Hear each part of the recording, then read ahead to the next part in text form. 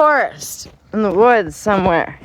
This is an N-86 Echo Echo, a plane that once bridged the gap between the drug cartel in Nicaragua to the streets of Massachusetts. And I get to sleep in its dilapidated ruins.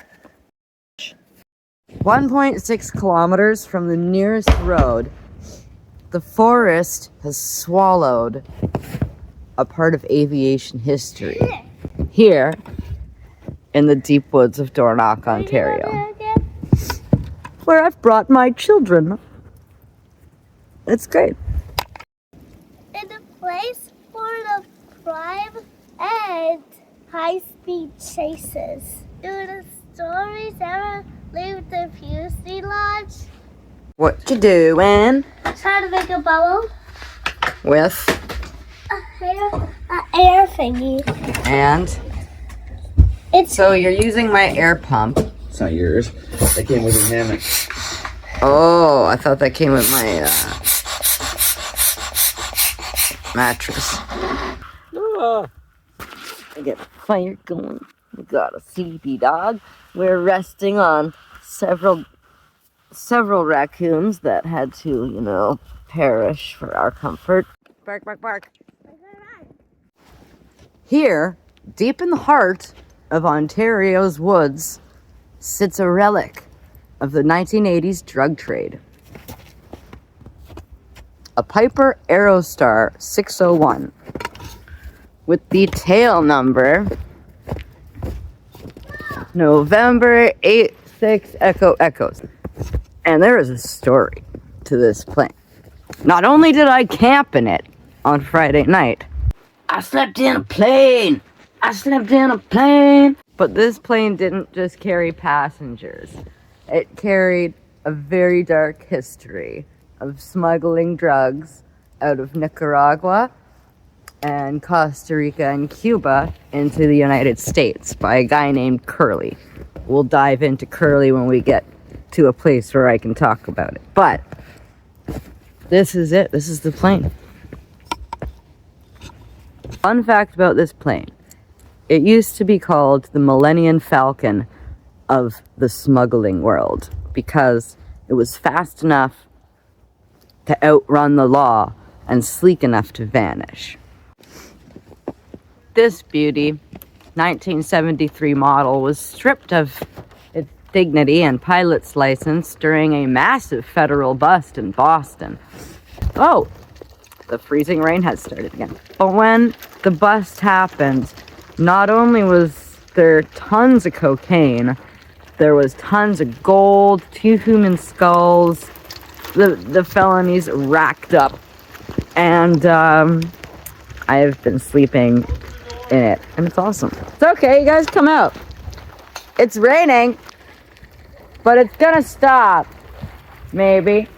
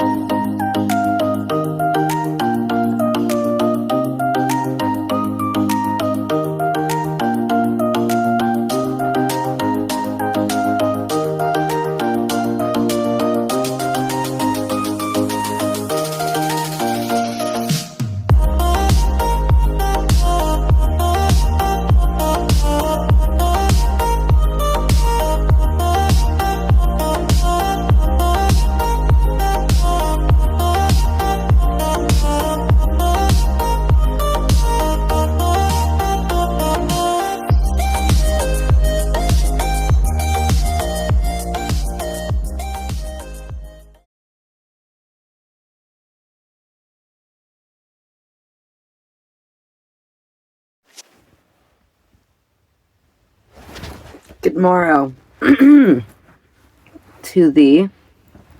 So last night I slept in the plane.